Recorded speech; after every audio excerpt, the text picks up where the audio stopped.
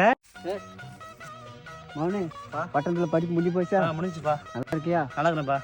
நீங்கள் நல்லா இருக்கீங்களா? நல்லா இருக்கும்பா. எங்கேப்பா போகிறோம்? பாப்பா அவருப்பா. யாருப்பா? அவர் தான்ப்பா இது அப்படியா? ஆமாப்பா.